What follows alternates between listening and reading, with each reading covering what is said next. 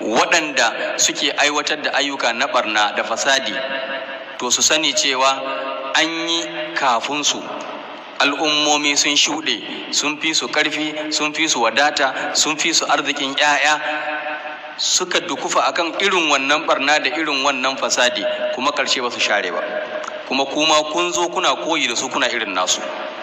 To wannan ko shi ma ba mamaki, domin annabi sallallahu alaihi wasallama ya ba mu labari cikin hadisin Abu Sa'id al-Khudri cikin Bukhari da Muslim.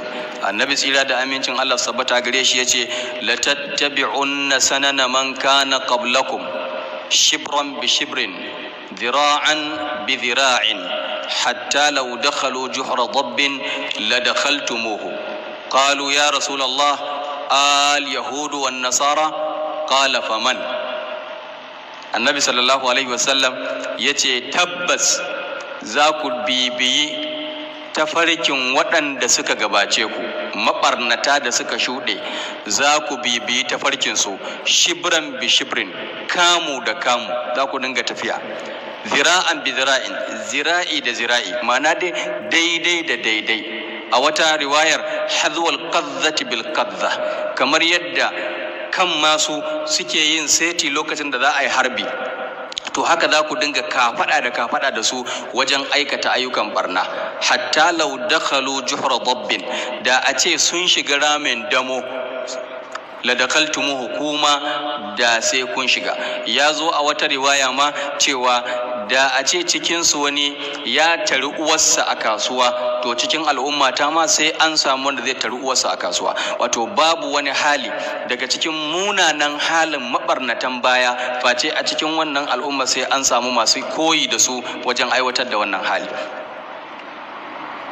Sahabbai suka ce ya ma'aikin Allah, al yahudu wan nasara, kana nufin yahudu da nasara za mu koyi da su, za mu dinga irin barnar su? Annabi sallallahu alaihi wasallam ce faman, to in ba su ba suwa. A wata riwayar famanil qaumu, to da suwa nake in ba da su nake ba? Ai su ne.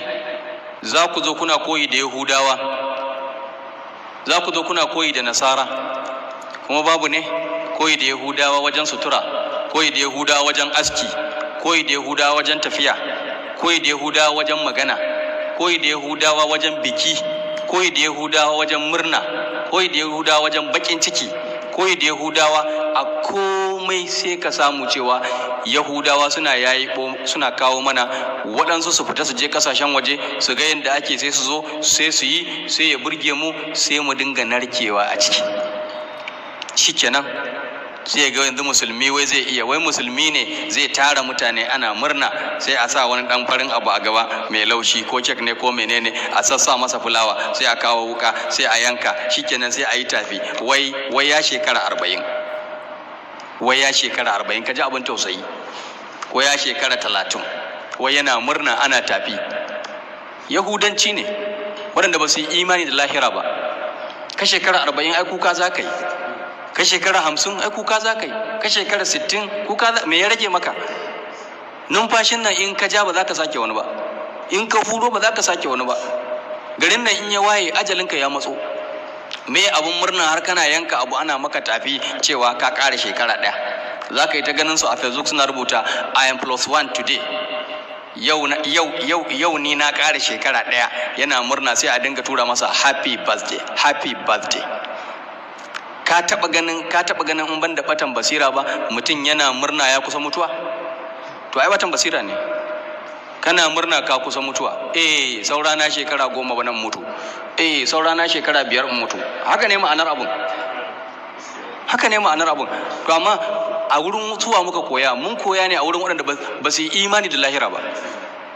Su abin da ma suka ɗauka cewa idan mutum ya rayu, in ma ya mutum, tunda ita mutuwa ba a musunta, to nan gaba zai sake tashi a wani wurin ya yi rayuwa. Su ba su yadda ma duniyar za ta kare har a je lahira har a yi sabi ba. Kai kuma ka zo da littafin ka na alkur'ani yana jagorantar ka zo kana biye su, kana bin hanyoyinsu. Gashi nan matasanmu sutura irin ta Yahudawa, aski irin na Yahudawa.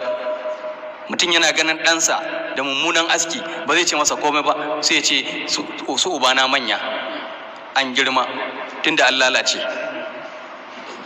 Sannan 'yan mata su ma ɗabi'u irin na yahudanci, shiga irin ta yahudawa, fati da naman tinkiya ko naman akuya ko saniya ko abin da ya samu a ciyar da su shine an yi farin ciki. Amma yanzu aka koya mana idan muna farin ciki mu zo a kawo ganguna ana bugawa, ana riya, ana tafi, ana shewa, maza da mata. Sai muka ɗauka wannan wata harka ce wacce wato cinyewa ce, wato wata harka ce ta ci gaba. Alhalin yahudanci ne, koyi da yahudanci ne. La tattabi'unna sanana man kana qablakum. Da haka wannan aya da wasu malamai suka ce da kowa ake, ba iya munafukai ba, da kowa ake. An yi al'ummomi a baya sun yi shedana, sun yi rashin mutunci, sun kutsa cikin barna, kuma kun zo yanzu kun dukufa kan romanku, kun dukufa kan rabanku, kun dukufa kan barna irin yadda suka yi, irin nasu ayyukansu suka rushe duniya da lahira, kuma suka zama taɓaɓɓu.